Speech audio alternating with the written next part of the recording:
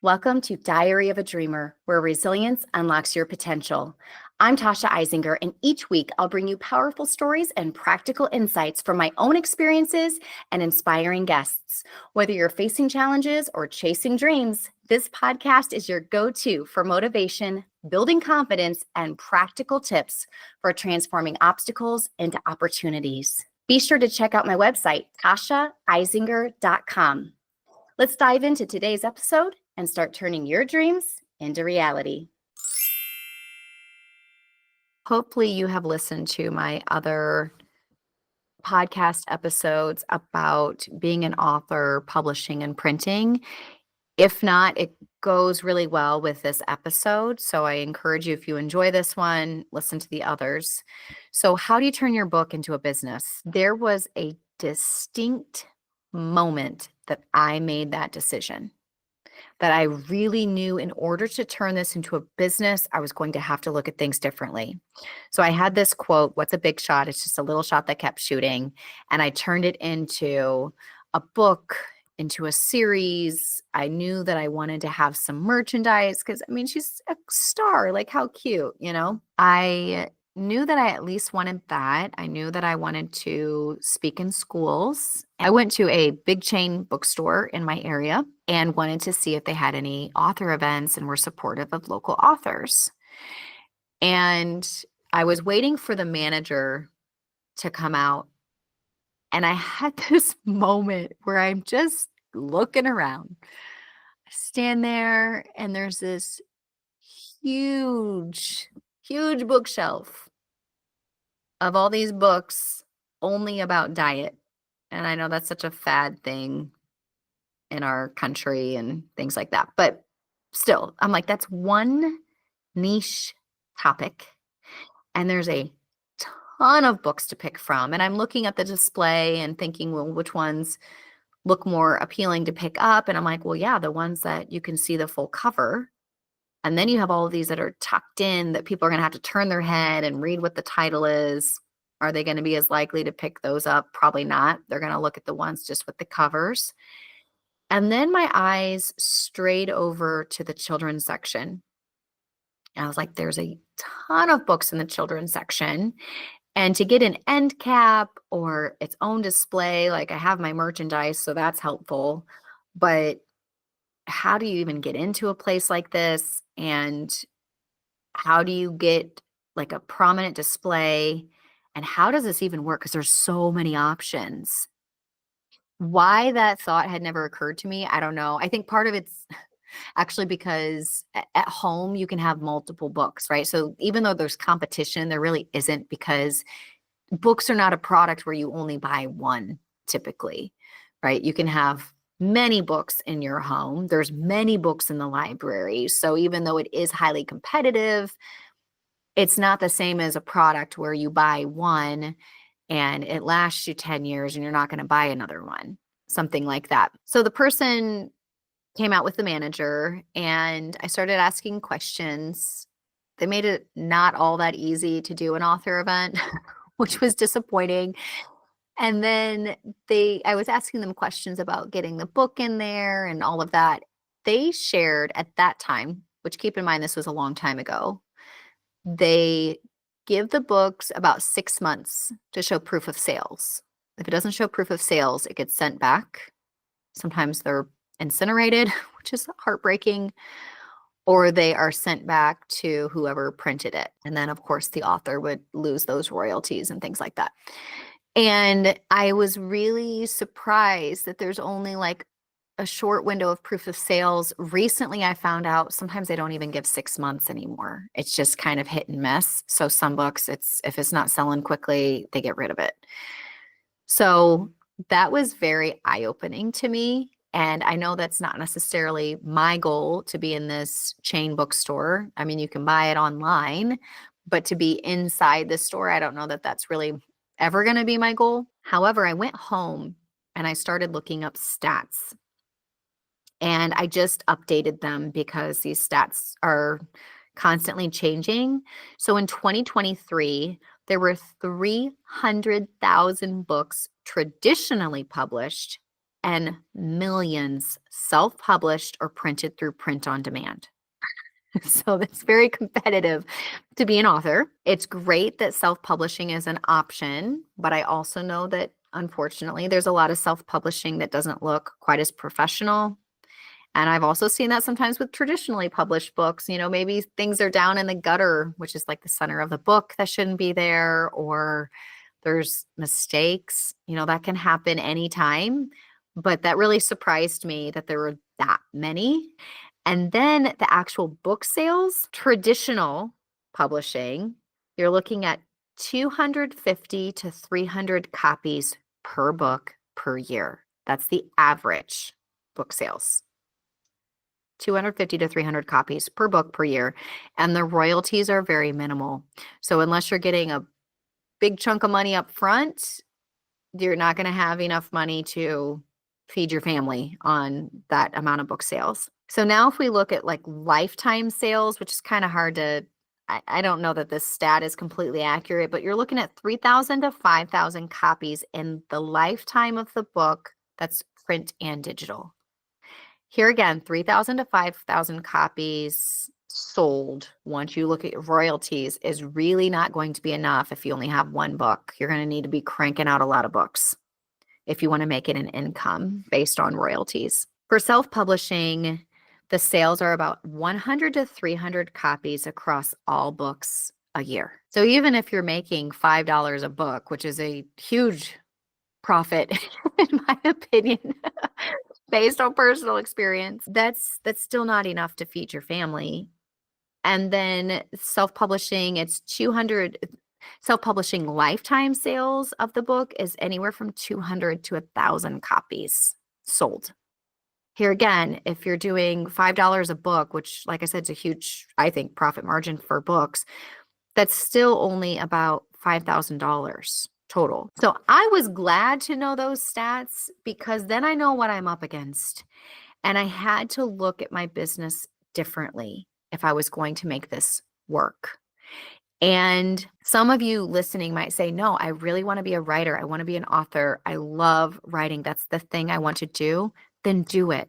Don't let these stats hold you back. Refine your craft, hone in on it, get really good at writing, and just keep doing it. Keep submitting proposals, keep getting it out there, and don't give up on your dream.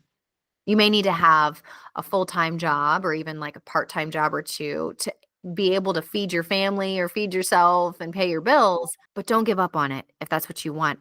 I think it's important for you to know what you're up against. When I looked at being an author, I really did think about J.K. Rowling. So whether you like her or not, that's another thing. I'm talking about her as an author and as a businesswoman. She is the first billionaire with a B author that's ever existed.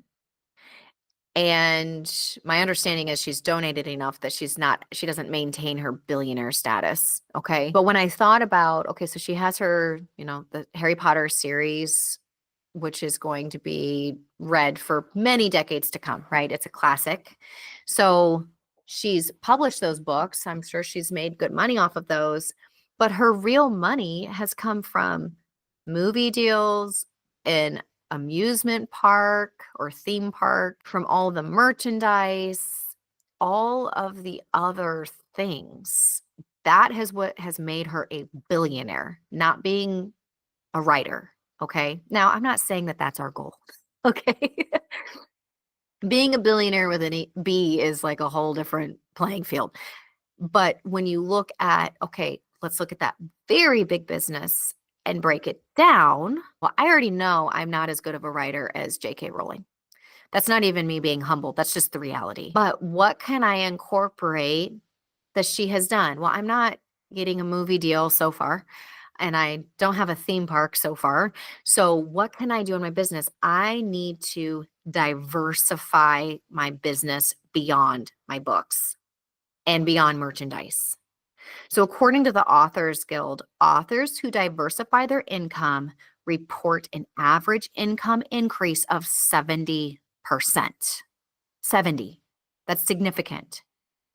So there are so many ways now that you can expand your business. My podcast right now, I'm not monetizing it. At some point, that would be great, but this is a way to expand my reach and platform. Public speaking is a way to diversify my business. Yes, I do get paid for public speaking. Having, of course, the merchandise.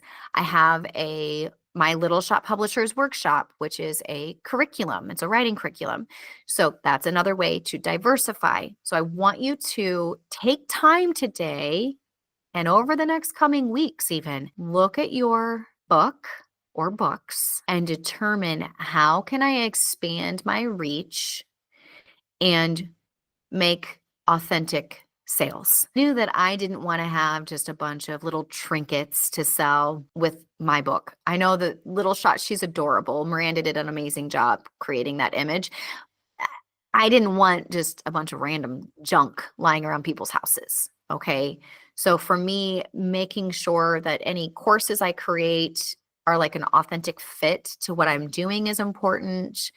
Podcasting, that it's true to who I am, is important. So look at your business, what actually makes sense to diversify it and expand it. If you're not comfortable with public speaking, that's okay. You could join something like Toastmasters. It's a great place to develop your public speaking skills and leadership skills, as well as a way to practice networking and making connections and getting the word out there. And at the time that I did it, which was about 12 years ago, it was $65 a year.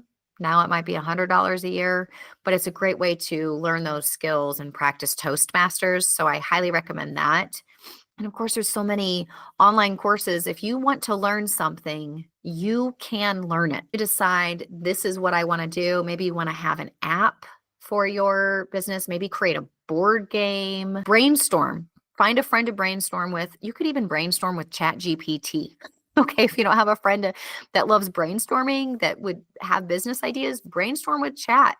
Tell them this is what my book is about. These are ideas I have. What other ways can I expand my business to diversify my income? Chat's not going to come up with all the solutions for your business, but might lead you to something that could really give you a great idea. Another thing that you must do when turning your book into a business is building an effective team. I do talk about this at length on my episode, The Author's Guide, but just briefly going over it, you need to have an effective team. So the free things would be like a SCORE mentor, SCORE mentor.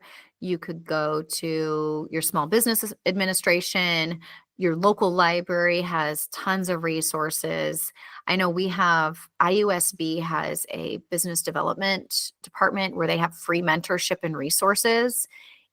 Some of these things have saved my business tens of thousands of dollars. And that's not even an exaggeration. It's incredible how much money these resources have saved my business, as well as my time. So look into those.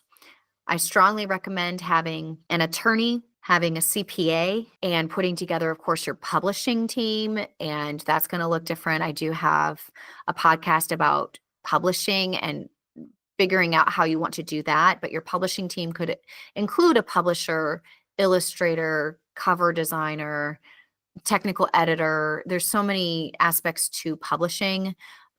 Printing might be part of your team to get the books out there. So you want to make sure that you look into that. I do have another podcast about printing in particular. You also will want to have a marketing team, publicity type team, where it's social media, how to do your book launch. Maybe you need a booking agent to help get you speaking engagements. A virtual assistant could be part of your team. So you need to have an effective team if you're going to truly make this a business. Friend, I want you to hear me. You cannot do all of this yourself. You can do parts of it yourself. I've had to, for many years, do most of this by myself, and it's really hard. But I also didn't have the means to bring in other people. Maybe I would hire a consultant short term and get their help short term, and I could afford that. But you do need to find these people who can help you build this effective team to really expand your business. So I want you to start looking at your book as the foundation of your business. It's the foundational piece that's going to help it grow beyond your book. So you might even want to create like a graphic. I drew a picture of a tree trunk, and my books are the tree trunk. And some of my personal business values are the roots of that tree that's going to help the tree trunk grow. And then off of the tree trunk, I have, well, it's a palm tree. So I have the palm leaves coming off, and I branched off into these other areas from those books. So you could even create a visual to help you kind of piece it together of what does this look like for you? I've also heard where you can do like the spokes on a wheel. The center of the wheel could be your books, and then you have the spokes coming off of it. So you can do something like that as well to create a visual. But I can't encourage you enough. If you want to be a writer and you love writing, and that's all you want to do, and I don't say all in a condescending mean, I mean, that's like everything that you want to do, then do it. Absolutely do it and get better at it, keep refining it, and keep submitting so that way you can keep getting published and getting your articles out there and get as much writing in as you can. Of course, you can even monetize a blog. You can submit to different magazines and get your writing out there. There are ways to be full-time writers. If you're wanting to have a business that expands and you have other interests beyond writing that you really want to develop, then I can't encourage you enough in this area. Please find ways to diversify your business that makes sense for your business. At the end of the day, the cool thing is it's your business, so you can do what you want and build the business that you dream of.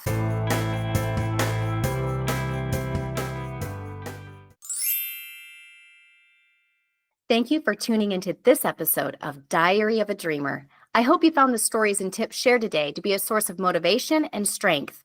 Remember, every challenge you face is a chance to grow and move closer to your dreams. Don't forget to subscribe, leave a review, and share this podcast with anyone who could use a boost of encouragement. Please check out my website, TashaIsinger.com.